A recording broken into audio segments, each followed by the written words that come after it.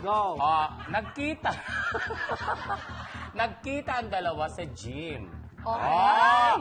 Ano ba Isang- ito pare? Okay. Isang host DJ na parang pamintain din at ang laki ng katawan. At isang singer-actor. Nagkita sila. Sabi, uy, kamusta ka na, pare? Okay naman ako. Sabi niya, dito ka pala nag-gym. Sabi niya, oo, matagal na ako rito. Member ako rito. Platinum na nga yun. taray, Tapos platinum. sa akin, gold pa lang. Sa akin, gold pa lang, Baguan. Tama ba yung may platinum ba? Meron natin So, ano mga ba taas VIP doon? care Platinum din. mo doon. Platinum. So, kamusta naman? Uy, di mo naman ako ginigyan sa show mo. Gumano si Paminta? Sabi niya, hindi naman kung sino. Kasi ang tingin niya, para siyang K-pop. So, hindi. Meron siyang tinatawag. Kailan ba siya? Ay, hindi po. Tapos sabi niya, sorry ha. Hindi ko na maalala kung sino ka. Hindi mo ako kilala.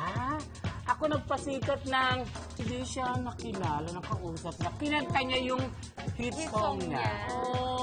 Bigay na bigay, di ba? Oo. Kasi K-pop ang itsura niya na ngayon. Bago na Yung pamintang DJ. Repackage, ganyan. Clue lang. Clue. Malaki katawan niya, nakasalamin, maputi. Ayun din kasi. Grabe yun May jowa siyang babae, may jowa siyang lalaki.